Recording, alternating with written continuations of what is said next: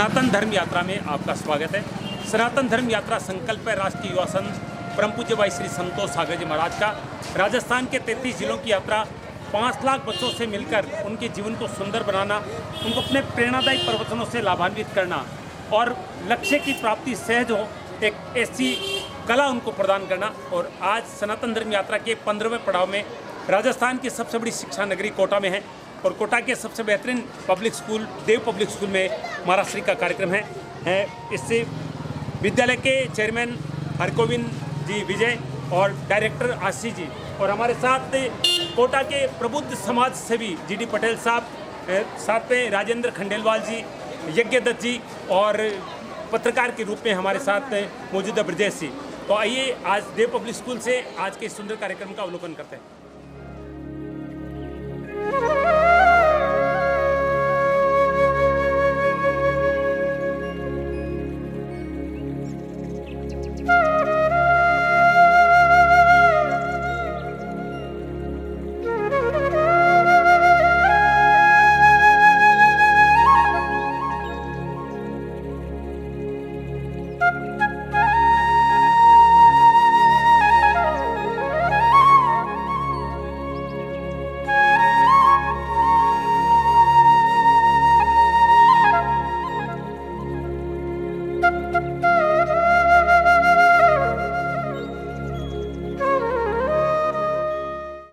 मेरे बीच में मुझे निगाह नहीं पड़ी, आपके पीछे ही आगे विराज गए श्री हरगोविंद जी विजय और आशा जी विजय, दोनों पधारें और नमन करते हुए उनका स्वागत और अभिनंदन करें।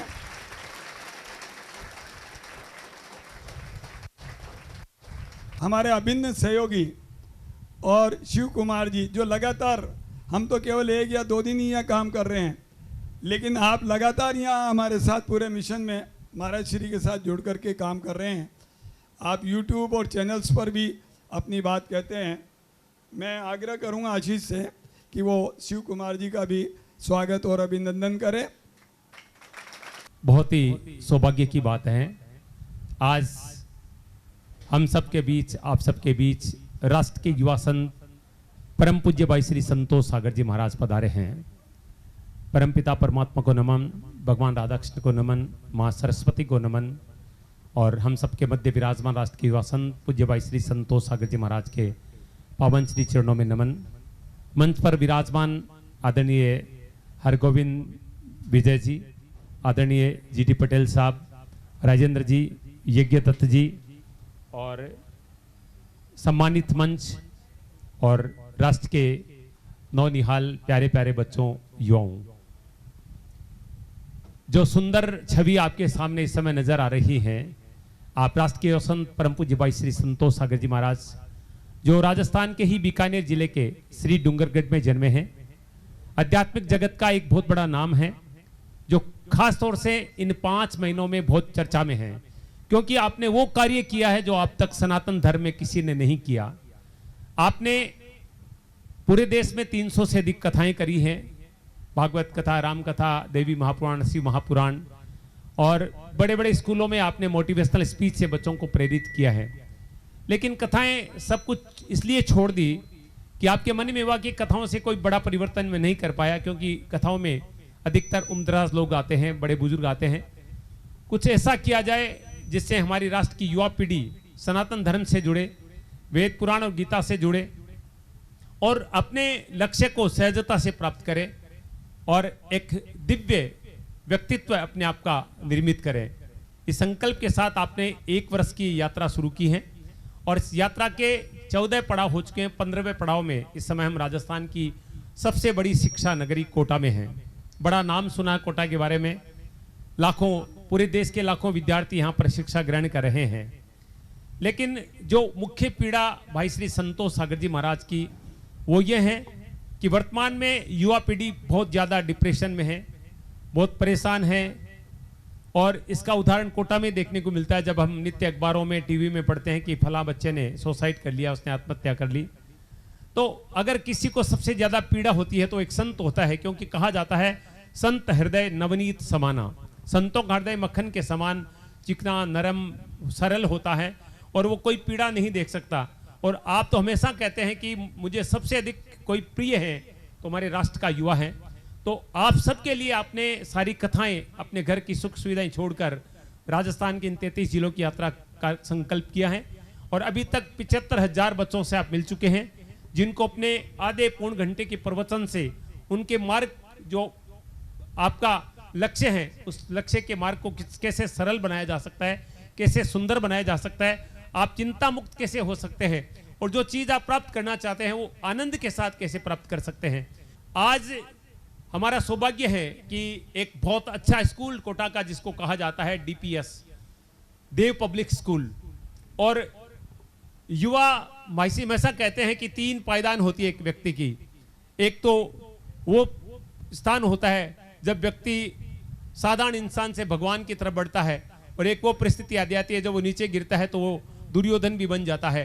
तो ये सारी ऐसी ऐसी चीजें हैं जो निश्चित रूप से आपके जीवन को सुंदर बनाएगी। तो मैं आपसे एक ही निवेदन करूंगा कि आधे घंटे का जो सत्र आपको मिला है, ये आपके जीवन का सबसे खूबसूरत पल हो सकता है।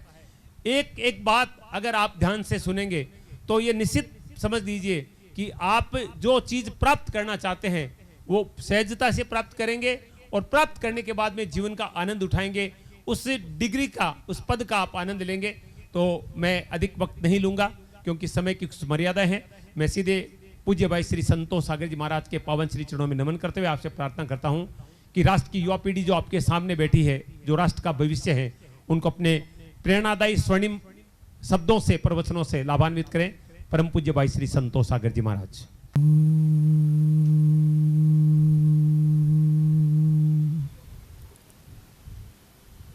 जन्मान्धस्य युतन्वयादितर्तश्चार्थिसुभिज्ञस्वराट् तेने ब्रह्महृदायाधिकवै मुह्यन्ति यत्सूरयः तेजोवारिमृदां यथा विनिमयो यत्र त्रिसर्गो मृषा धाम्ना स्वेन सदा निरस्तकुहकं सत्यं परं धीमहि अखण्डमण्डलाकारं व्याप्तं येन चराचरं तत्पदं दर्शितं येन तस्मै श्रीगुरुवे नमः।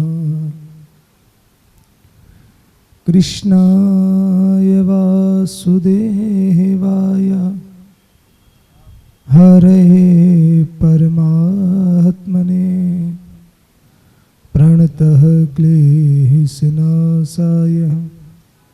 गोविन्दाय नमो नमः।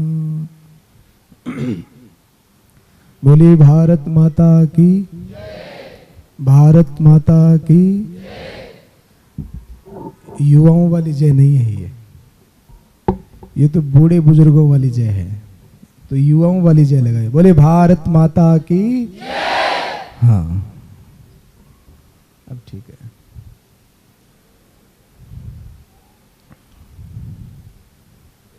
मंच पर विराजमान सभी प्रबुद्धजन, सभी शिक्षकगण और मेरे सामने विराजमान सभी युवा, बालक, बालिकाएं, आप सभी के चरणों में मेरा दंडवत प्रणाम।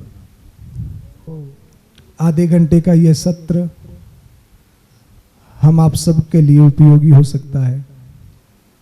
तो मैं देख रहा हूं कई बच्चे बहुत ज़्यादा सीरियस होकर के बैठे हैं, तो ज़्यादा सीरियस होने की ज़रूरत नहीं है। आधे घंटे में आपका सर खाऊंगा और खाकर ही जाऊंगा, तो आप बिल्कुल रिलैक्स होकर मुस्कुराहट के साथ में बैठें। भगवान ने हम सबको अगर सबसे ज़्यादा कोई सुंदर गिफ्ट दिया है, इसको हटाओ, सबसे ज्यादा सुंदर गिफ्ट अगर भगवान ने हमको कोई दिया है तो वो है मुस्कुराहट। क्या दिया है? अब कितने भी बढ़िया ड्रेस लगा लो, कितना भी बढ़िया मेकअप कर लो, पर आपके चेहरे पर स्माइल नहीं है तो आपका चेहरा ठीक नहीं लगेगा। तो सबसे जरूरी क्या है? स्माइल है। और ये गिफ्ट केवल और केवल भगवान ने मनुष्य को दिया है। आप देखेंगे donkey can not smile, monkey can never smile. कभी देखा है बंदर को हंसते हुए, गधे को हंसते हुए? गधा कभी हंसता ही नहीं है। और कभी रात के अंधेरे में कोई गधा रोड पर हंसता हुआ मिल जाए तो, कोई भैंस रात के अंधेरे में हंसती हुई मिल जाए तो क्या होगा? बोले भूत पिशाच निकट नहीं आवे, महावीर जब नाम सुनावे। डर जाएंगे कि नहीं डर जाएंगे? तो भैंस कभी नहीं हंसती, गधा कभी नहीं हंसता। हंसने का सबसे सुंदर गिफ्ट अगर भगवान ने किसी को दिया है तो वो मनुष्य को दिया है। ये प्रिंसिपल है, ये उसूल है हैप्पीनेस का। सबसे जरूरी है आपके चेहरे पर हंसी हो, आपके चेहरे पर खुशी हो। हम अपने जीवन में जितने काम करते हैं वो सारे के सारे काम खुश होने के लिए करते हैं। हमारे जीवन में खुशी हो, हैप्पीनेस हो, इसके लिए ही आप स्कूल आते हैं, इसके लिए ही आपके पापा ऑफिस जाते हैं। किसके लिए? जीवन में खुशी हो, जीवन में हैप्पीनेस हो। तो आज ये जो 30-40 मिनट का जो सत्र है, ये हम सबके लिए बहुत ज्यादा, बहुत बड़ा उपयोगी हो सकता है। अच्छा, आप सब लोग अपने जीवन में सफल होना चाहते हैं, आगे बढ़ना चाहते हैं? कौन कौन? वाह, बिल्कुल यही होना चाहिए। सब लोग सफल होना चाहते हैं, सब लोग आगे बढ़ना चाहते हैं, सब लोग पैसा कमाना चाहते हैं। पैसा कौन कौन कमाना चाहता है? अरे वाह, लड़कियों को भी पैसा चाहिए। बोले सर हमको तो सबसे ज्यादा चाहिए। पति की आधी कमाई तो पत्नी खर्च करती है। तो सबको पैसा चाहिए।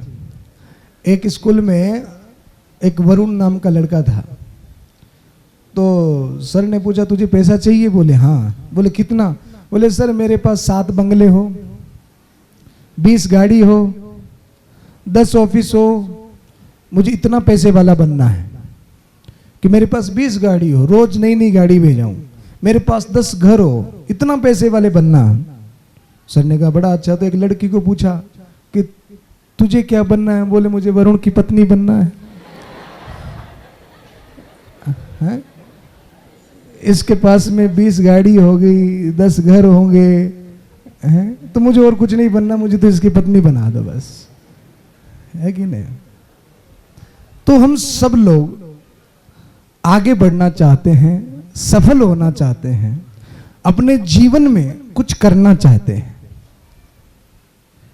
नर्सरी से लेकर आप जब हाई क्वालिफिकेशन लेते हो, LLB, MBA, IIT, बहुत सारी डिग्रीज आप लेते हो, क्या इसी का ही नाम सफलता है? बोलिए, क्या इसी को ही सफलता कहते हैं कि जब आप हाई क्वालिफिकेशन हो जाएं, आपके पास में खूब सारी डिग्रियां आ जाएं, खूब सारा आपका बौद्धिक बल तेज हो जाए, इसी का नाम सफलता नहीं है। और इतनी डिग्रियां लेने के बाद में भी कोई हार जाए, कोई फेलियर हो जाए। आप सब ने कहा कि हम सब सफल होना चाहते हैं। निश्चित भीड़ में कोई नहीं चलना चाहता, सब भीड़ से अलग और आगे चलना चाहते हैं, लीडरशिप करना चाहते हैं, नेतृत्व करना चाहते हैं। तो मेरा एक क्वेश्चन है आप सब लोगों से, क्यों DPS स्कूल के विद्यार्थियों के बारे में मैंने सुना है कि बड़े बुद्धिमान हैं, तभी मैं आप लोगों से मिलने के लिए आया हूं। तो मेरा क्वेश्चन आपसे यह है कि सफल तो हम सब होना चाहते हैं, पर हारता कौन है? फेलियर कौन हो जाता है? हारने का कारण क्या है? हारता कौन है? कोई बताएगा?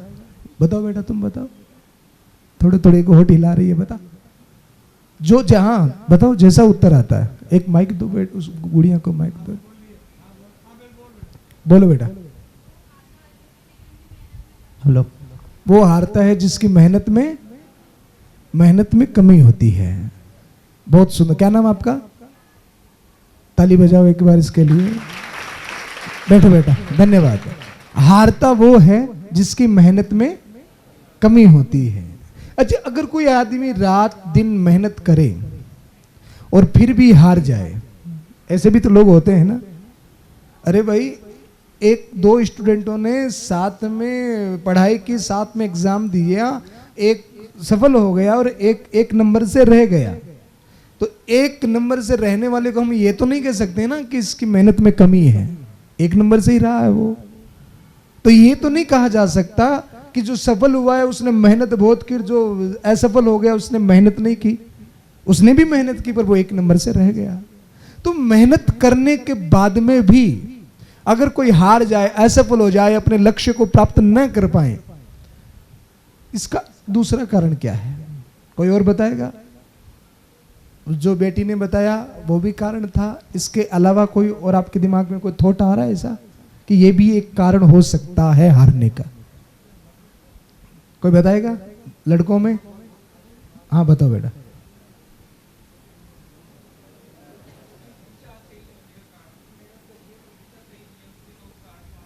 दिशा सही नहीं होने के कारण। बिल्कुल, ये भी फैक्ट जवाब है। आपके लिए भी ताली बजनी चाहिए। बहुत सुंदर। कम से कम बैठो बेटा, कम से कम ये जज्बा, ये हिम्मत तो हमारे अंदर होनी चाहिए कि हम बता सके।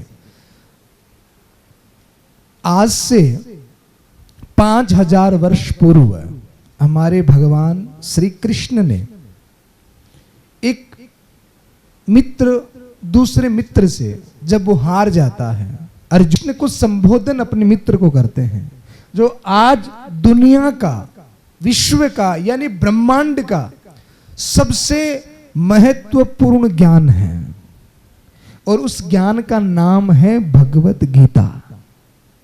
तो उस भगवत गीता में श्री कृष्ण ने अर्जुन से कहा हारने का एक मोटा मोटा कारण, विशेष कारण। अब इस लाइन को दोहराना, फिर इसका मीनिंग भी हम समझेंगे। श्री कृष्ण ने अर्जुन से कहा हारता कौन है अपनी लाइफ में, अपनी जिंदगी में? बेहतर कोशिश करने के बाद, मेहनत करने के बाद हारने का मुख्य कारण होता है, श्री कृष्ण कहते हैं, संशय आत्मा विनश्यति ही। कहिए तो, संशय आत्मा विनश्यति ही। संशय मीन्स क्या है? संशय किसे कहते हैं? इंग्लिश मीडियम में पढ़ रहे हो? यस या नो? संशय किसे कहते हैं बताओ ना भाई, इंग्लिश में बता दो। संशय मीन्स क्या? हिंदी बड़ी कमजोर है आपकी, हैं? अरे आप हिंदुस्तान में हो, आप भारत में हो, और भारत की प्राचीन भाषा क्या है पता आपको? संस्कृत। तो संस्कृत में तो कुछ पूछना ही बेकार है, हैं? हिंदी में अगर अपना ये हाल है तो संस्कृत में क्या पूछें? जब आप भाषा कोई भी सीखिए, इटालियन, चाइनीज, फ्रांसीस, अंग्रेजी, कुछ भी सीखिए, पर अपनी भाषा पर अपनी पकड़ होनी चाहिए। हिंदी के शब्दों का हमें नॉलेज होना चाहिए, ज्ञान होना चाहिए। क्योंकि जब आप धरातल पर, जब आपको इंजीनियर बनेंगे, डॉक्टर बनेंगे, उद्योगपति बनेंगे, जब आप प्लेटफार्म पर, धरातल पर काम करने जाएंगे, तब इस भारत में आपको इंग्लिश ज्यादा सहायक नहीं होगी। सबसे सहायक भाषा कौन सी होगी? हिंदी होगी। और हमारी प्राचीन भाषा संस्कृत भी आती है आपको? हैं? बोलो ना, आती है थोड़ी बहुत? संस्कृत भाषा तो हमारी ऐसी भाषा है कि संस्कृत में किसी को गाली भी दो ना तो ऐसा लग रहा है सामने वाला कविता पढ़ रहा है। इतनी मीठी भाषा है, पर धीरे धीरे धीरे धीरे धीरे वो भाषा लुप्त होती जा रही है। अगर हिंदी में हम किसी से कहें ओ कुत्ते, तो सामने वाला नाराज होगा कि नहीं होगा? इसी बात को संस्कृत में कहो। संस्कृत में कुत्ते को क्या कहते हैं? हैं? स्वान। तो उसको कहो हे स्वान, तो उसको लगेगा कोई कविता पढ़ रहा है। हिंदी में किसी से कहो ओ गधे तो वो नाराज हो जाएगा। इसी बात को संस्कृत में कहो हे वैशाख नंदन, क्या कहोगे? हे वैशाख नंदन। अपने में से किसी को मत कहना, अब पता पड़ गया कि वैशाख नंदन किसे कहते हैं। तो संस्कृत भाषा जो है ना वो बड़ी मीठी भाषा है। आपको आइसक्रीम पसंद है? आपको पता है संस्कृत में आइसक्रीम को क्या कहते हैं? थोड़ा बहुत संस्कृत में आइसक्रीम को हिमक्रीम। कौन बोला? संस्कृत में आइसक्रीम, आज कभी जाओ आइसक्रीम वाले के पास में तब उसको जाकर के कहना सर दुग्ध शर्करा युक्तम हिम गोल गट्टम। क्या कहोगे? दुग्ध शर्करा युक्तम हिम गोल गट्टम। और उसमें भी अगर आपको मैंगो फ्लेवर लेना तो आम्र दुग्ध शर्करा युक्तम हिम गोल गट्टम। इतने में आपकी आइसक्रीम फिनिश, पिघल जाएगी। तो संशय को अंग्रेजी में कहते हैं डाउट। क्या कहते हैं? डाउट। हमारी असफलता का सबसे पहला कारण होता है डाउट। हम मेहनत तो करते हैं पर उस मेहनत के ऊपर में हमारा विश्वास नहीं होता है, अपने आप के ऊपर में हमारा बिलीव नहीं होता है कि मैं ये कर सकता हूं, ये इम्पॉसिबल नहीं है, मेरे अंदर में ये ऊर्जा है, मेरे अंदर में ये ताकत है, मेरे अंदर में ये पावर्स है, मैं ये कर सकता हूं। हमारे यहां पर आपने सुना होगा दो शब्द होते हैं नरक और स्वर्ग। सुना है आपने? नरक और स्वर्ग। नरक और स्वर्ग क्या होता है बताएं आपको? जो आदमी अपने अंदर की स्थित शक्तियों का सदुपयोग नहीं कर पाता, समय पर अपनी शक्तियों को पहचान नहीं पाता, अपने पावर का सही इस्तेमाल नहीं कर पाता, वो अपना एक एक कदम नरक की तरफ बढ़ाता है।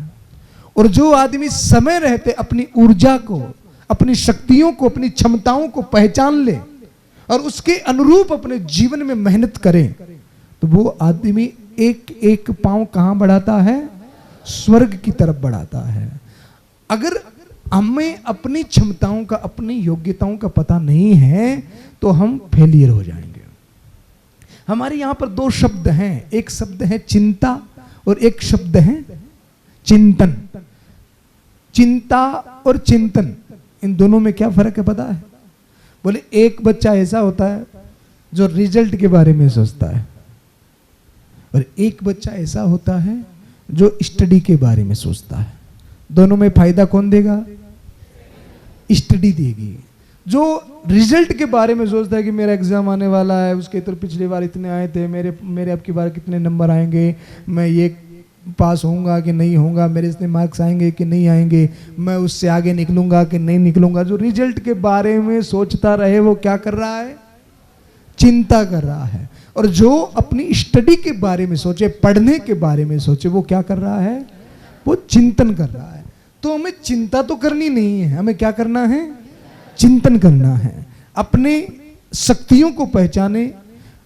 जितने भी इस दुनिया में सफल व्यक्ति हैं, दो हाथ, दो कान, दो आंख, जितने दो हाथ पांव, जितने समय 24 घंटे का उतना ही समय, यानी कि वो जितने सफल व्यक्ति हैं वो भी हमारे जैसे ही हैं। भगवान ने इतना भी कहीं पर भी फर्क नहीं किया है। मैं आपसे पूछूं, क्या जमीन में से तेल निकलता है?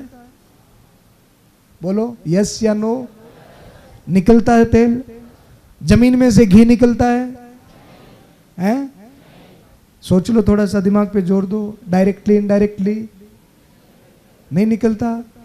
अगर मैं कहूं निकलता है, जमीन में से ही निकलता है घी, वरना तो कोई दुनिया में कोई चीज ऐसी है ही नहीं जो जमीन में से नहीं निकलती है।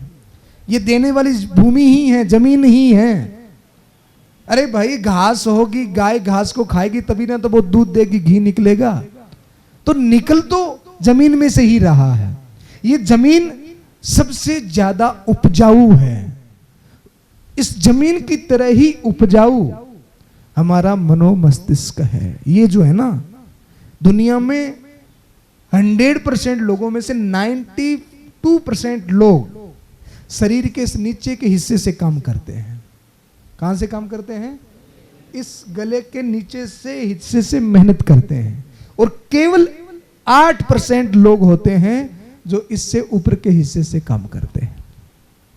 और ये जो है ना, ये सबसे पावरफुल है, इसकी ताकत असीमित है, बस हमको पहचानना आ जाए। ये इतना उपजाऊ है, इसके अंदर में इतना खजाना है, इतना अमृत है, इतनी पावर है, इतनी ताकत है, हम बस इसको इस्तेमाल करना सीख जाएं। तो हमारी जिंदगी का सबसे पहला फेलियर होने का कारण क्या है? डाउट। क्या लाइन बोली थी हमने? संशय आत्मा विनिश्चिति। इस लाइन को रोज पढ़ना, संशय आत्मा विनिश्चिति। ये हमारे फेलियर होने का सबसे बड़ा कारण है। दूसरा कारण है, बचपन से ही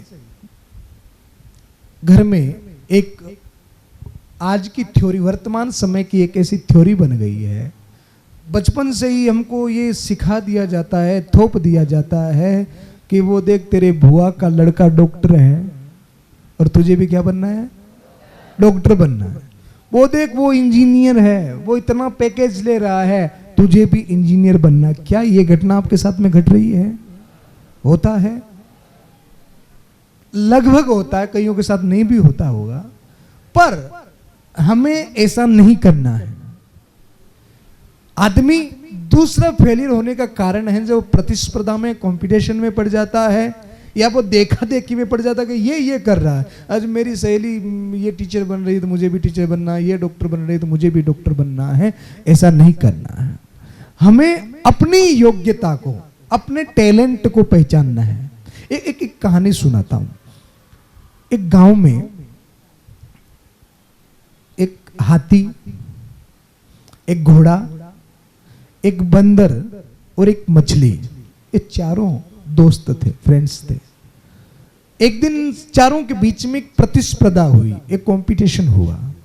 और कंपटीशन ये हुआ कि पेड़ पर चढ़ना है। देखो कौन जल्दी चढ़ता है। कौन जीतेगा? बंदर जीतेगा। हाथी तो हार गया।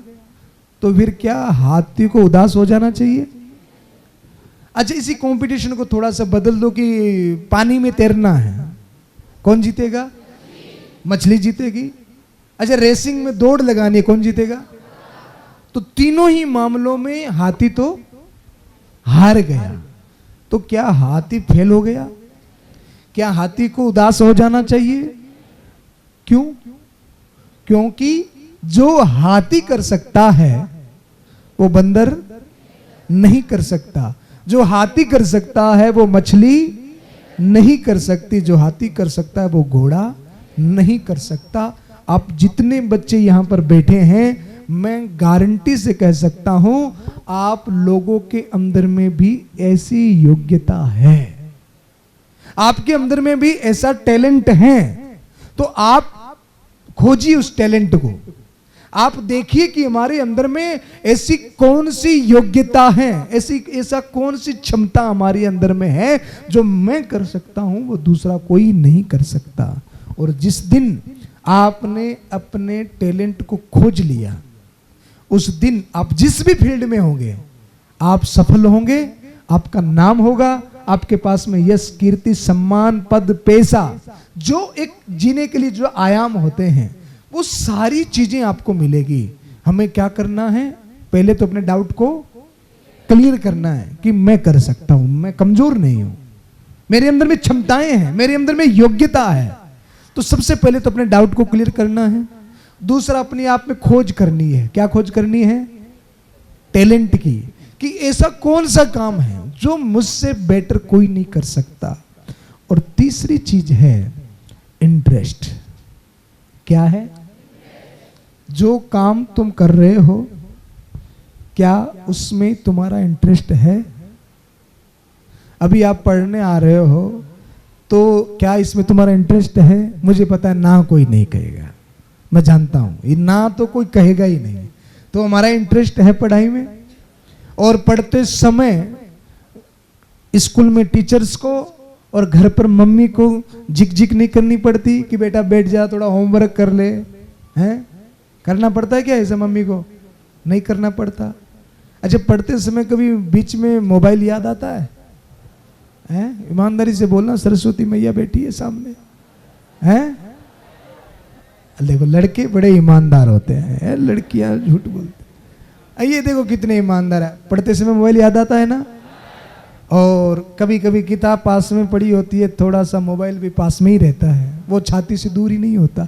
लाडला बेटा है ना, वो छाती से दूर कहाँ होता है, तो वो पास में ही रहता है। तो मन करता है कि थोड़ा सा चेक कर ले, कोई इंस्टाग्राम फेसबुक कुछ मैसेज आया हो। दुनिया के इम्पोर्टेंट आदमी हम ही हैं, तो हमारे लिए तो कोई ना कोई मैसेज आया ही होगा भारत सरकार से, तो थोड़ा सा देख लें।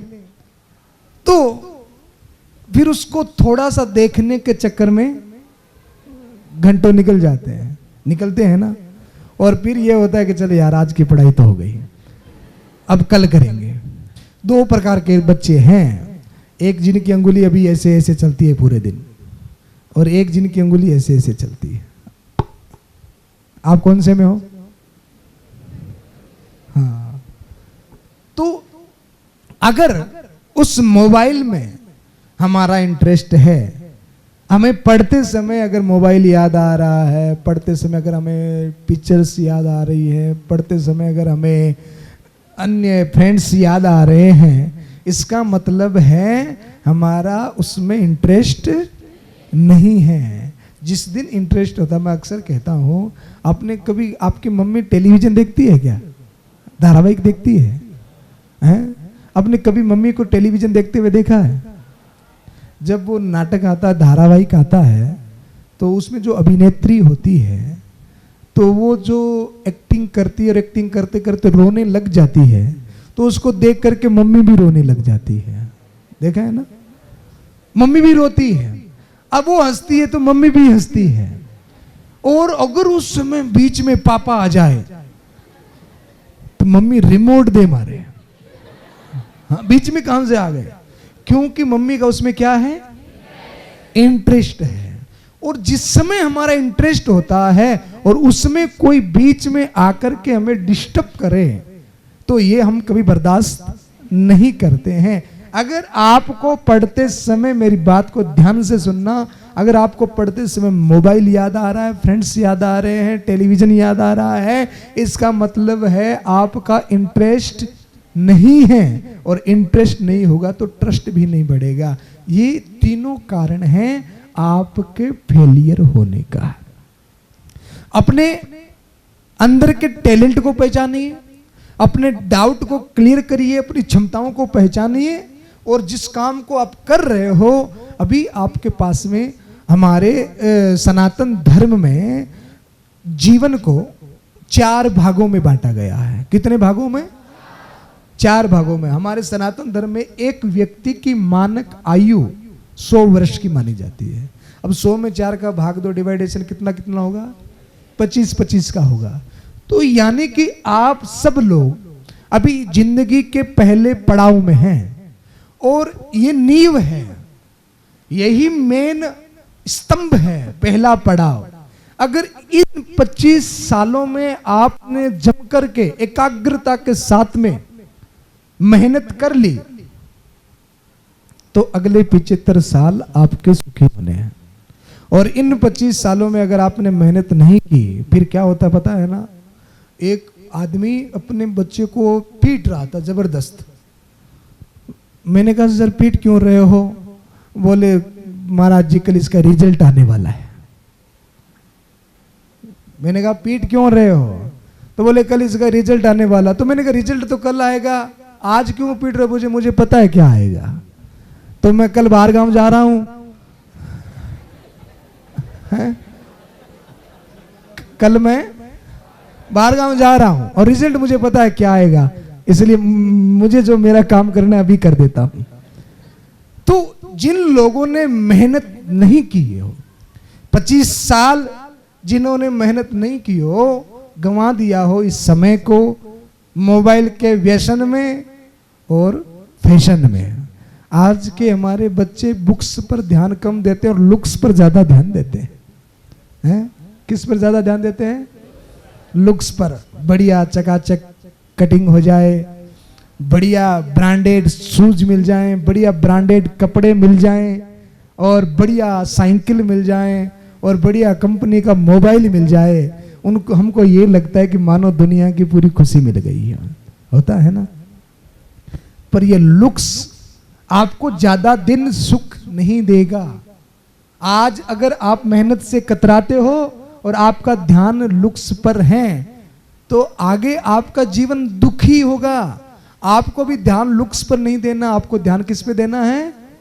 बुक्स पर देना है। हमारे राजस्थान में, हमारे बीकानेर में एक बार एक कलेक्टर साहिबा आई थी, खडेलवाल जी, नाम था आरती डोगरे।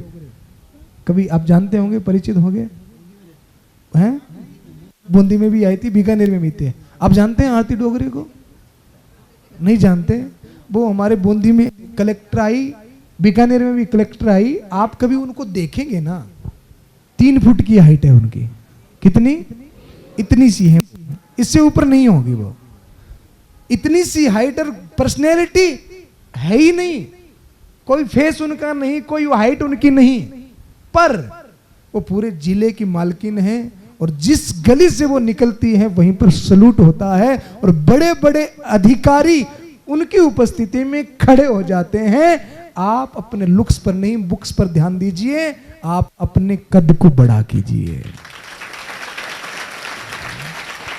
कोई फर्क नहीं पड़ता, अटपटी कटिंग से कोई फर्क नहीं पड़ता, 3 जगह से फटी हुई पैंट से कोई फर्क नहीं पड़ता। पहनते हो क्या आप लोग? हैं? कौन कौन पहनता है? ईमानदारी से बताओ। 3 जगह से फटी हुई पैंट, अरे वाह मेरे सेठ, 3 हाथ ऊपर हुए हैं। हाँ, फैशन वाली।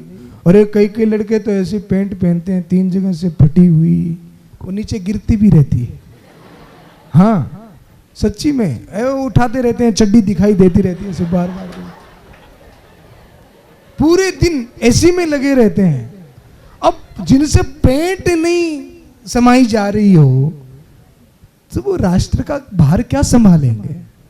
पहले फटी हुई पैंट वो पहनता था जिनके पास में कपड़े नहीं होते थे, पर आज तो अच्छे अच्छे घरों के फैशन के मारे लोग। देखो ये मोबाइल और जो फिल्मों में, फिल्मी दुनिया में जो आप देखते हो ना, वास्तविक जीवन से उनका कोई लेना देना नहीं होता है। उनसे बचिए। फिल्मी जो हीरो हीरोइन हैं उनसे बचिए। हमारे आइडल वो नहीं है। अगर उनकी तरफ तुम्हारा मन आकर्षित हो रहा है, तुम फैशन में वैशन में जा रहे हो, तो इसका मतलब है तुम फेलियर के मार्ग पर जा रहे हो। अपनी योग्यताओं को, अपनी क्षमताओं को पहनाइए अपने जीवन में। देखो हमारे भारत में एक बहुत बड़े संत हुए जिनका नाम था गोरखनाथ। सुना है नाम आपने कभी? गोरखनाथ ने कहा, एक उनका दोहा है जो पर्सनली मुझे बहुत प्यारा लगता है। उसने कहा, हसीबा खेलीबा करीबा ध्यान। क्या कहा? करीबा ध्यान। हसीबा खेलीबा करीबा ध्यान। जिंदगी में हंसो, मस्त रहो, खेलो, पर अपने लक्ष्य की तरफ ध्यान हमेशा रहना चाहिए। आप कुछ भी करिए, आप आनंद लीजिए, आप पिकनिक मनाइए, आप बढ़िया कपड़े पहनिए, आप खेलिए कूदिए हंसिए, पर आपका लक्ष्य आपकी नजर में रहना चाहिए, आपकी दृष्टि में रहना चाहिए। अपने लक्ष्य से हमको कभी भटकना नहीं है। और अपने जीवन में एक गुण आज आपको मैं दे करके जाता हूं, उसके सहारे जिंदगी जीनी है। वो आपके जीवन में सबसे सहायक होगा। अपनी योग्यता, अपनी मेहनत, अपने टैलेंट को पहचानते हुए एक चीज आपके जीवन में होनी चाहिए, और उस चीज का नाम है सत्य। क्या नाम है? सत्य। कभी भी अपने जीवन रूपी इमारत को झूठ के ऊपर खड़ा नहीं करना है। आज बोला गया झूठ आज किया गया झूठा दिखावा, झूठा आडंबर आपको 60 साल बाद में भी दुखी कर सकता है। आपके जीवन में क्या होना चाहिए? सत्य होना चाहिए। हमारे यहां पर 2 पात्र हैं रामायण के, एक का नाम है रावण और एक का नाम है राम।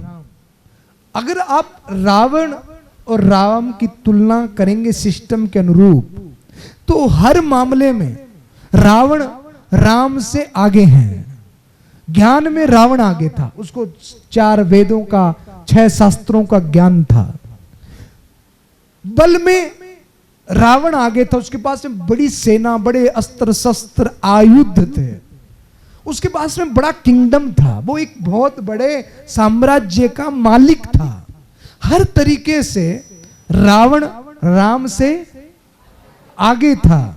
पर आज भी राम तो वन में थे, एक धनुष बाण और एक धोती कुर्ता था उनके पास, और कुछ भी नहीं था। पर आज भी हजारों हजारों वर्ष बीत गए, इस भारत में कोई भी मां अपने बेटे का नाम रावण नहीं रखती, अपने बेटे का नाम क्या रखती है? राम रखती है। राम के पास में किंगडम नहीं था, अस्त्र शस्त्र सेना नहीं थी, धन दौलत ऐश्वर्य नहीं था, पर राम के पास में क्या था? सत्य था। राम के पास में ईमानदारी थी, और उसी के कारण आज रावण को जलाया जाता है और राम की पूजा की जाती है। तो हमें क्या बनना है? राम बनना है। और राम कौन बनाएगा? सत्य बनाएगा, तुम्हारी ईमानदारी बनाएगी। आप डॉक्टर बनिए, आप इंजीनियर बनिए, आप उद्योगपति बनिए, पर सबसे पहली जरूरी चीज है आप एक योग्य इंसान बने, आप एक अच्छे इंसान बने। क्या बनना है? एक अच्छा इंसान बनना है। हमारे पास में कोई रोता हुआ भी आए तो वो हमारे पास से कैसे जाए? हंसता हुआ जाए, हमारे पास से वो मुस्कुराता हुआ जाए। हमारा जीवन इतना सुंदर होना चाहिए। तो अपने लक्ष्य को निर्धारित करो, मेहनत करो। हमारे गुरुदेव कहा करते थे, बोले लक्ष्य जो है वो आसमान को बनाओ तो पेड़ की जितनी ऊंचाई निश्चित मिल जाएगी, पर हमने लक्ष्य ही अगर पेड़ को बनाया है तो हम जमीन पर ही रेंगते रहेंगे। तो हमें अपने लक्ष्य को बड़ा करना है, बड़ा करने के साथ साथ लक्ष्य को सुंदर भी करना है। जो तुम बनना चाहते हो उसके पीछे का तुम्हारा उद्देश्य क्या है, तुम वो क्यों बनना चाहते हो। अब देखोगे, अच्छा मैं आपसे पूछूं, आप में से डॉक्टर कौन कौन बनना चाहता है? डॉक्टर? अरे लड़कियों ने बड़े हाथ ऊपर किए, 2 बच्चे यहां पर भी हैं। आपको पता है डी फॉर डॉक्टर और डी फॉर डाकू, डी फॉर डॉक्टर और डी फॉर डाकू। और इन दोनों की समानताएं देखिए, दोनों की समानताएं कैसी है? बोले जब डॉक्टर आता है ऑपरेशन के लिए तो हाथ में चाकू लेकर के आता है, और डाकू भी आता है तो हाथ में चाकू लेकर के आता है, और दोनों ही काम क्या करते हैं? काटने का, पेट चीरने का। और मजे की बात तो यह, दोनों ही मुंह ढक करके आते हैं, डाकू भी और डॉक्टर भी। दोनों के पास में औजार भी एक ही जैसा है, काम भी एक जैसा कर रहे हैं, पर दोनों के काम में फर्क कितना है। एक जान लेने का काम कर रहा है और एक जान बचाने का काम कर रहा है। तो हमें डाकू नहीं बनना है, हमें क्या बनना है? हमें डॉक्टर बनना है, हमें डॉक्टर बनना है, एक अच्छा इंसान बनना है। इत्र की तरह हमारा जीवन हो कि जहां ढक्कन खुले वहीं पर सुगंध ही सुगंध हो जाए। हमें कभी किसी को तकलीफ नहीं देनी, कभी किसी का बुरा नहीं करना। हमें गर्व होना चाहिए कि हमारा जन्म भारत में हुआ है। एक बात बताऊं, मेरी जिंदगी में शायद ये क्षोभ मुझे रहेगा कि मुझे पढ़ने के लिए डीपीएस जैसी स्कूल नहीं मिली।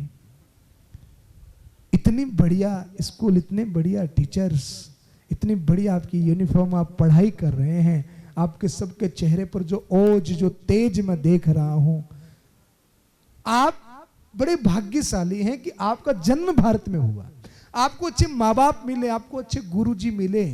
अब अगर आपके जीवन में कोई दुख तकलीफ है, परमात्मा ने तो कोई कमी नहीं रखी आपके जीवन में, उसके कारण स्वयं तुम होगे। जिंदगी में ये माता पिता, घर परिवार, गुरुजी, टीचर्स, स्कूल, गाड़ी, साइकिल, मोटर, फर्नीचर्स, ये जीवन के कलर्स हैं। और कोई भी गुब्बारा जब हवा में उड़ता है तो वो कलर्स से नहीं उड़ता। गुब्बारा हवा में कैसे उड़ता है? हवा से उड़ता है। आपके जीवन में कितने आयाम कैसे, कोई फर्क नहीं पड़ता। फर्क इससे पड़ता है कि आपकी जिंदगी में ऊर्जा कितनी है, आपकी जिंदगी में हवा कितनी है। आप सफल होने के लिए लालायित हो कि नहीं हो, आप अपने आप से प्रेम करते हो कि नहीं करते हो। अपनी जिंदगी को मूल्यवान समझो और खूब खूब मेहनत करो। अब एक अंतिम बात, फिर मैं अपनी बात को पूरा करूंगा। एक क्वेश्चन जो मैं सब जगह पूछता हूं, सबसे पूछता हूं, आपसे भी पूछूंगा, क्या आप उसका जवाब देंगे? पक्का? पूछूं? रेडी? अच्छा ये बताओ, अगर 10 लाख का चेक भरना हो तो उसमें कितना जीरो लगेगा? जल्दी से बताओ। हैं? कर दिया ना गड़बड़। 7 जीरो लगेगा। कितना लगेगा? 7 वाले हाथ ऊपर करो। हैं?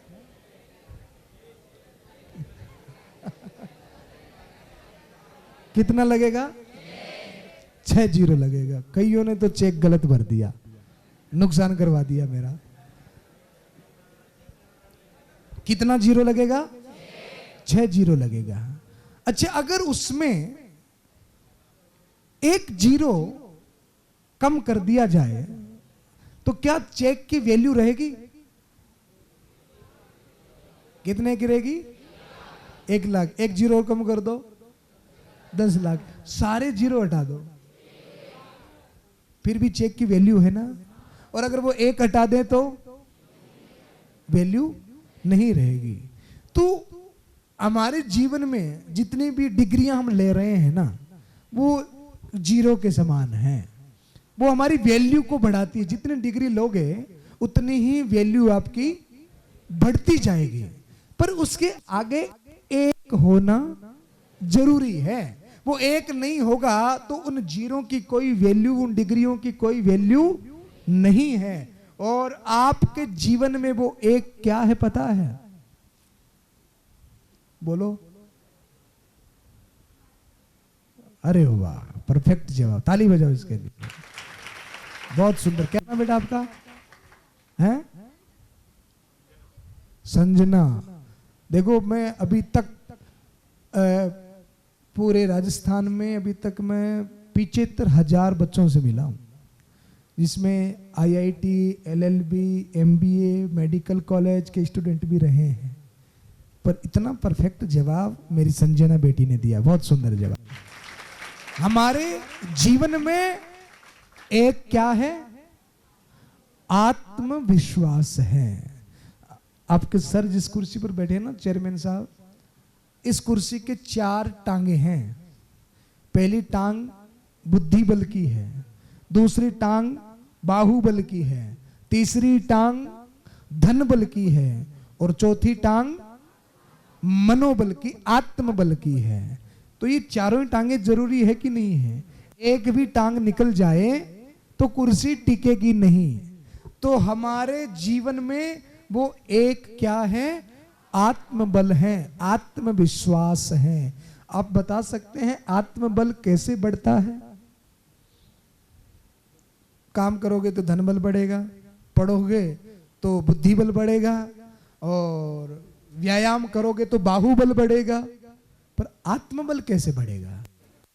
है? मेहनत करने पर। बहुत सुंदर जवाब। आत्मबल, और कोई बताएगा आत्मबल कैसे बढ़ता है, मनोबल कैसे बढ़ता है? आप नर्सरी से लेकर LLB, MBA करेंगे, किताबें पढ़ेंगे तो क्या बढ़ेगा? बुद्धि बल। आप जब नौकरी करेंगे, काम करेंगे तो पैसा आएगा तो क्या बढ़ेगा? धन बल। आप युवा हैं, व्यायाम करेंगे, अच्छा खाएंगे पिएंगे तो क्या बढ़ेगा? बाहुबल। पर सबसे इंपॉर्टेंट है मनोबल। ये मनोबल कैसे बढ़ता है बताओ बेटा? मन को अच्छा रखेंगे, इसी को ही तो मनोबल कहते हैं बेटा। मन को अच्छा कैसे रखेंगे? ऐसा कौन सा प्रिंसिपल है जिसको फॉलो करने से मन अच्छा होता है और आत्मबल बढ़ता है? हैं? संयम रूपी, ठीक है। और कोई? हाँ बताओ बेटा। Positive thinking. पॉजिटिव थिंकिंग को ही अभिप्राय मनोबल होता है। मैं अच्छा ये बताओ पॉजिटिव थिंकिंग कैसे आएगी?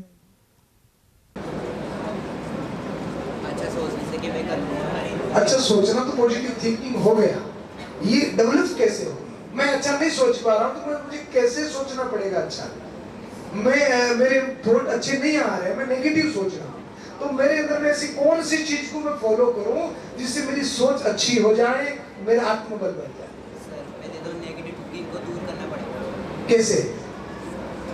छोटे छोटे कामों से खुशी लेने से। वाह, अब परफेक्ट जवाब आया है। छोटी छोटी कामों से खुशी लेने से, छोटी छोटी बातों से सीखने से। बैठो, धन्यवाद।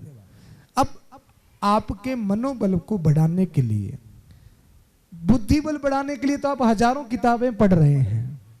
मनोबल बढ़ाने के लिए मैं आपको आज एक किताब सजेस्ट करूंगा। अगर आप पढ़ेंगे तो मैं आपको गारंटी देता हूं कि आपके समान मनोबल किसी का नहीं होगा। और इस किताब का नाम है श्रीमद् भगवत। किस किस के घर में है? लगभग सबके घर में है। कोई जानता भगवत गीता के बारे में? किसी ने कभी पढ़ा है? सुना है? थोड़ा बहुत किसी ने पढ़ा है? खड़े हो जाओ बेटा, आओ आगे आ जाओ। आपने पढ़ा भगवत गीता को? हाँ सर पढ़ा है। क्या जानते हैं इसके बारे में? कुछ श्लोक आता आपको? श्लोक तो याद नहीं सर, पर पढ़ा है मैंने इसको। पूरा पढ़ा है? हाँ पूरा पढ़ा है। तो उसकी कुछ अच्छी बातें जिस आपको कोई इंस्पिरेशन मिला हो, कोई अच्छा इससे सीखा हो, तो आप सबके साथ में शेयर करें। सामने कर लो, उधर मुंह कर लो। अच्छा इस जी हाँ। सर मैंने इससे इसके लगभग 18 अध्याय हैं। जी तो मैंने ये पढ़ना स्टार्ट किया था अगले साल से। जी तो मेरे पापा मुझको गए ना जी तो वहाँ से लाए थे सबके लिए जी। तो मैंने तभी से पढ़ना स्टार्ट किया है। और लगभग जैसे आपने अब जब बोलना स्टार्ट किया था आपने, तब आपने हाँ। तो जो हमारा पहला अध्याय है ना, पहला अध्याय, उसमें डाउट के बारे में जो आपने बताया कि कृष्ण भगवान अर्जुन से कहते हैं, ये जो रथ पे बैठे हैं वो घबरा जाते हैं जब इन सब लोगों को मामा मतलब उन सब के सामने देखकर भाई बंधुओं को कि यार मैं इन सब से लड़ूंगा। तो उन्होंने अर्जुन जी भी कहते हैं क्योंकि मतलब अपने गुरु को लोगों को मारना भी पापों का ये है, तो हमें ये नहीं करना चाहिए। और तो फिर के इसी से भी व्याकुल हो जाते हैं और रथ के पीछे बैठ जाते हैं। तभी कृष्ण कहते हैं तुम अपना कर्म करो, और बस इसी से फिर मैंने ध्यान नहीं रहा फिर मुझे। गीता का बहुत प्रसिद्ध श्लोक है, कर्मण्येवाधिकारस्ते मा फलेषु कदाचन। पढ़ा है आपने? श्रीमद् भगवत गीता के बारे में जो भी भैया ने बताया, अर्जुन हार जाते हैं, घबरा जाते हैं, रथ के पीछे बैठ जाते हैं, अस्त्र शस्त्र छोड़ देते हैं और कह देते हैं कि मुझसे कुछ नहीं होगा। और उस समय कृष्ण उनके मित्र हैं, तो उनको वो बहुत सारी बातें बताते हैं। यानी कि मानव जीवन से जुड़ी हुई हर एक बात का जवाब भगवत गीता में है। आपको क्या खाना, कब सोना, कैसे बोलना, कैसे चलना, किसके साथ में क्या व्यवहार करना, आपके जीवन में क्या अच्छा क्या बुरा, किस परिस्थिति में आपको क्या करना चाहिए, ऑल ओवर सब्जेक्ट का जवाब आपको भगवत गीता में मिलेगा। ये सबसे बड़ी मैनेजमेंट बुक है, ये सबसे बड़ी मनोचिकित्सक किताब है। आज दुनिया के टॉप मोस्ट 128 देशों में, टॉप यूनिवर्सिटी में, हर एक भाषा में किसी किताब को पढ़ाया जाता है तो उसका नाम है भगवत गीता। आप भारत की जितनी भी टॉप पर्सनैलिटीज हैं, कभी उनकी बायोग्राफी को उठा करके पढ़ें। उनके जीवन में अगर कोई एक चीज मिलेगी जो सबके जीवन में है, तो उस किताब का नाम है भगवत गीता। तो जिसने भगवत गीता को पढ़ लिया हो, उसको और कुछ अपनी जिंदगी के बारे में जानना शेष नहीं रह जाता। दुनिया का इतना अद्भुत ज्ञान हमारे आदरणीय प्रधानमंत्री नरेंद्र जी मोदी जब किसी व्यक्ति से मिलते हैं ना, तो उसको क्या गिफ्ट करते हैं पता है? भगवत गीता गिफ्ट करते हैं। बोले हमारे भारत में इससे अमूल्य धरोहर दूसरी कोई नहीं है। 18 अध्याय और 700 श्लोक, जिसमें पूरी जिंदगी का मैनेजमेंट और आत्मबल डेवलप करने का सबसे बड़ा कोर्स है ये। तो मैं चाहता हूं आप अगर वास्तविकता में अपने जीवन से प्रेम करते हैं और अपने आप को बहुत ऊंचाई पर देखना चाहते हैं, तो अपनी 1000 किताबों में इस एक किताब को भी सम्मिलित करिए। और डीपीएस स्कूल के बच्चों का चेहरा देख करके मैं कह सकता हूं, आप लोगों के लिए ये किताब पढ़ना बड़ा चैलेंज नहीं है। और सब जगह तो मेरी स्पीच सुनिए, मैंने उनसे कहा कि ये बहुत बड़ा चैलेंज है, पर आप लोगों के लिए चैलेंज नहीं है, क्योंकि आप बहुत बुद्धिमान हैं। इन 700 श्लोकों को समझिए, पढ़िए, निश्चित गारंटी लेता हूं आपका आत्मबल बहुत ऊंचाइयां छुएगा, आपका मनोबल बहुत जबरदस्त होगा। जिंदगी में कितनी बड़ी चुनौती आपके सामने खड़ी क्यों ना हो जाए, आप उसको हंसते हंसते खेलते खेलते मिटा देंगे। आपके अंदर में इतना जज्बा, इतना पावर, इतना मनोबल होगा। तो आप पढ़ेंगे भगवत गीता। किसने कही भगवत गीता? श्री कृष्ण ने। किसको कही? अर्जुन को। अब आप अपने मन को अर्जुन बनाइए और उससे क्या कहिए? श्री भगवत गीता कहिए, उसको सुनाइए। तो आप पढ़ेंगे इसको। आज ये किताब अगर मैं आपको गिफ्ट देकर के जाऊं तो लेंगे आप गिफ्ट? और फिर लेकर क्या करोगे? अरे वाह, पक्का? प्रॉमिस?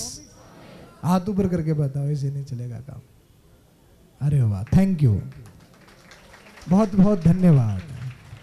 तो आज ये किताब अगर आपको मिल जाए तो आप इसको रखेंगे कहाँ? है हैंडबैग में या घर ले जाके मंदिर में रख देंगे? नहीं, मंदिर में नहीं रखना। ये मंदिर में रखने की चीज है ही नहीं। ये नानी दादी के पढ़ने की चीज नहीं है, ये हमारे पढ़ने की चीज है। इसको आप कहाँ रखेंगे? हैंडबैग में रखेंगे। और रात में, दिन में, नहाए, बिना नहाए, ट्रैवलिंग में, गार्डन में, छत पर में, गली में, नुक्कड़ पर, चौराहे पर, जहां आपका मन करे, जैसे मन करे, बस शर्त यह है कि आपको भगवत गीता पढ़नी है। ऐसा तो नहीं करेंगे यहां से लेकर के जाएंगे और घर ले जाकर कहेंगे मम्मी लो मैं तुम्हारे लिए क्या लाई हूं। ऐसा तो नहीं करेंगे ना। कहां रखेंगे? इसको अपनी हैंडबैग में रखेंगे। रोज ज्यादा नहीं पढ़ना, 1-2 पेज रोज पढ़ना। रुक जाओ भैया, 1 मिनट रुक जाओ। 1-2 पेज रोज पढ़ना है।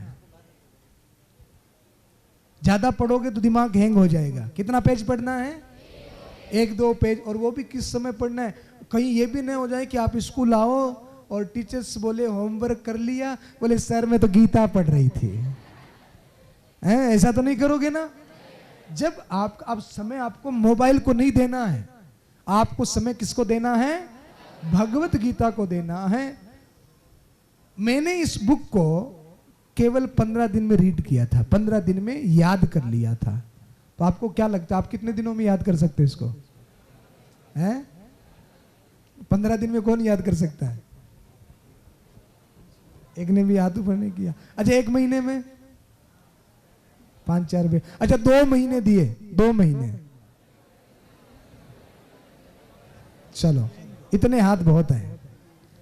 जिन्होंने इस जज्बे से हाथ ऊपर किया है ना, उनके मन में ललक है सफल होने की, इसलिए उन्होंने हाथ ऊपर किया। तो मैं आपको 2 महीने नहीं, अब मैं अपनी तरफ से और देता हूं, मैं आपको 3 महीने देता हूं।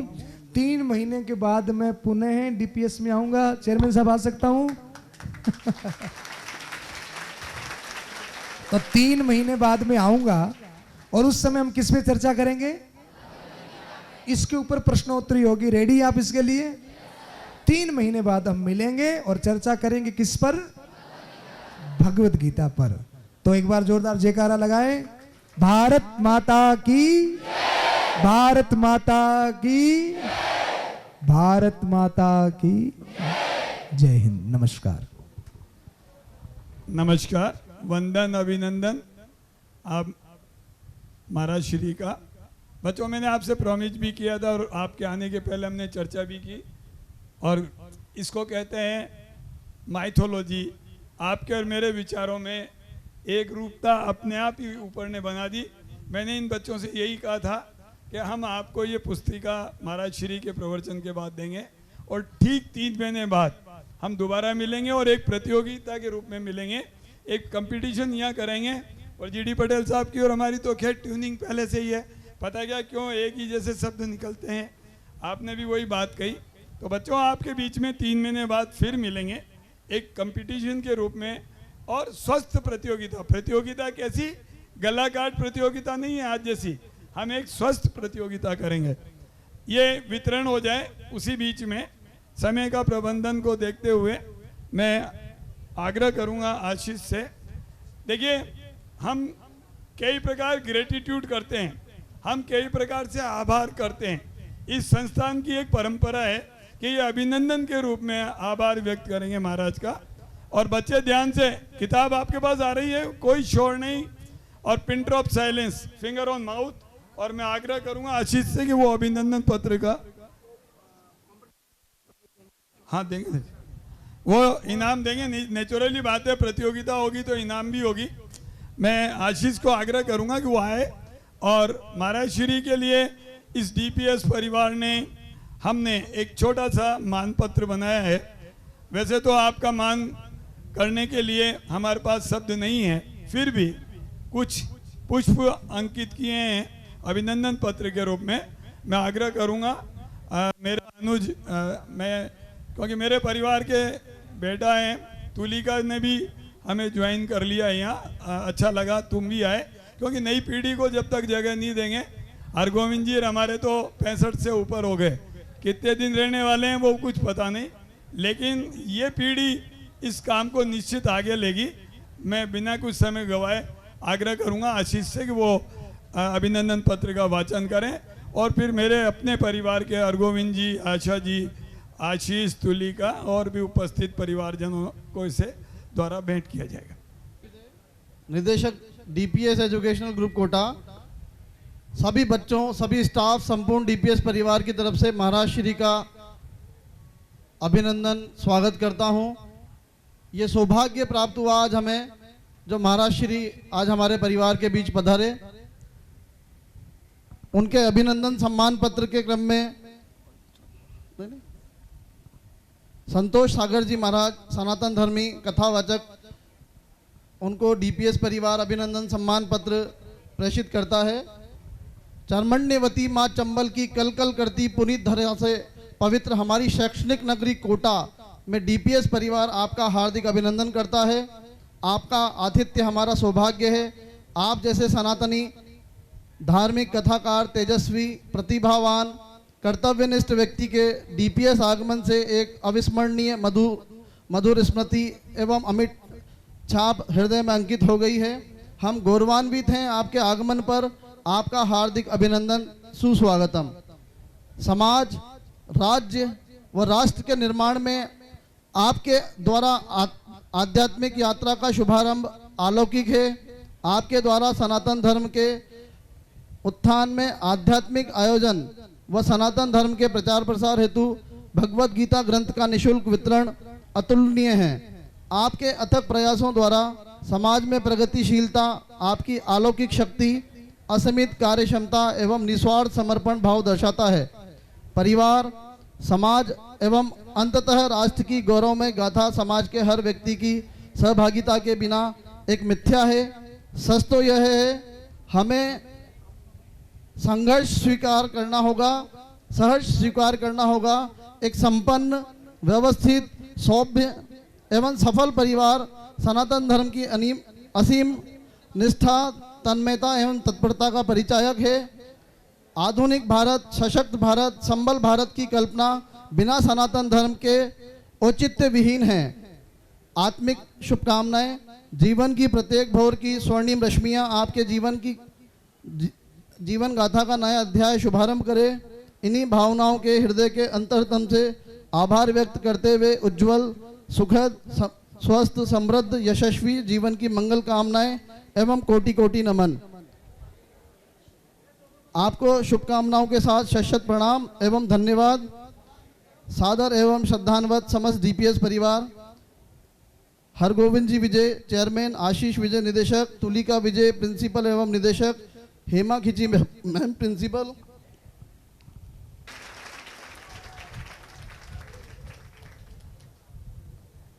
बहुत बहुत अभिनंदन, सत वंदन। और हरगोविंद जी कुछ बात कहना चाहते हैं। महाराज श्री डीपीएस परिवार में पधारे और एक अभिनंदन और प्रेरक कार्यक्रम आयोजित हुआ, इसके लिए विद्यालय परिवार की ओर से महाराज श्री का बहुत बहुत आभार, वंदन, अभिनंदन, साधुवाद, धन्यवाद। साथ ही महाराज श्री के साथ में शिव कुमार जी का भी मैं विद्यालय परिवार की ओर से आभार प्रकट करता हूँ। इसके अलावा इस कार्यक्रम में 4 हस्तियाँ और पधारी हैं और ये चारों ही बहुआयामी प्रतिभा के धनी है और मैं जहाँ भी जाता हूँ वहाँ इनको पाता हूँ। ऐसा कोई अच्छा काम कोटा में नहीं है जहाँ पर इनकी अनुपस्थिति रहती हो। और आदरणीय मेरे बड़े भाई जीडी पटेल साहब, मेरे बड़े भाई साहब राजन जी, यज्ञदत्त जी और ब्रजेश जी, इनका मैं विद्यालय परिवार की ओर से आभार, वंदन, अभिनंदन करता हूँ। महाराज श्री की ने भारत के भविष्य को सफलता के 4 महत्वपूर्ण सूत्र बताए हैं। आप सब उनको अपने हृदयंगम करें। इच्छा शक्ति, कार्य को करने की इच्छा शक्ति, दैट इज विल पावर। दूसरा, कार्य के प्रति रुचि, इंटरेस्ट। और तीसरा, कंसंट्रेशन, एकाग्रता। और चौथा है आत्मविश्वास, कॉन्फिडेंस। ये निश्चित रूप से यदि किसी व्यक्ति के दिमाग में है, उसके मन में है, तो निश्चित रूप से सफलता की बुलंदियों तक पहुंचेगा। एक बात और बहुत अच्छी लगी, संतों ने आदिकाल से ही देश को बचाया है, देश को बढ़ाया है। लेकिन यदि संत प्रतिकूल परिस्थितियों में भारत माता की जय जयकार करवाने लग जाएं, तो निश्चित रूप से देश का भविष्य उज्जवल है। देश परम वैभव की स्थिति को पहुंचेगा और विश्व गुरु बनेगा। आप सभी को पुनः धन्यवाद। ना 1 करोड़ में बिंदी वाला, इसका इतना आत्मविश्वास के साथ जवाब किसी ने नहीं दिया। आधे बच्चों ने हाथ उठाया नहीं। ये बताता है कि यहाँ पर आदरणीय आशीष जी विजय के नेतृत्व में कितनी अच्छी शिक्षा आपको प्रदान की जा रही है। मैं हरगोविंद जी विजय साहब को, जिनके संस्कारों की जो बिल्डिंग है वो कितनी बुलंद है, कितनी भव्य है। तो और आज देखिए, सब यज्ञदत्त जी की बात करें या राजेंद्र जी की बात करें, अभी इन्होंने अपना जीवन जीने के बाद में पूरा जीवन समाज सेवा को समर्पित कर दिया है। राजेंद्र जी तो अपना व्यवसाय भी छोड़ दिया, अपनी दुकान छोड़ दी। आप भी बहुत अच्छी स्कूल में नौकरी कर सकते थे, अभी भी इनमें ऊर्जा है कि वो बड़े पैकेज के साथ कोटा में नौकरी कर सकते हैं, लेकिन सेवा में जुटे हैं। पटेल साहब 84 वर्ष की उम्र में, अभी 50 वर्ष का व्यक्ति काम नहीं कर सकता, इतना कार्य ये कर रहे हैं। और देखिए इनका व्यक्तित्व है, जिन्होंने आशीष विजय जी जैसा पुत्र पैदा किया है, जो इतना अच्छा स्कूल संचालित कर रहा है। सुंदर ढंग से जो बातें भाई श्री ने आपको बताई है, उनको अपने जीवन में उतारेंगे तो निश्चित रूप से आप अपने परम लक्ष्यों को प्राप्त करेंगे, अपनी मंजिल को प्राप्त करेंगे और जीवन का असली आनंद उठाएंगे।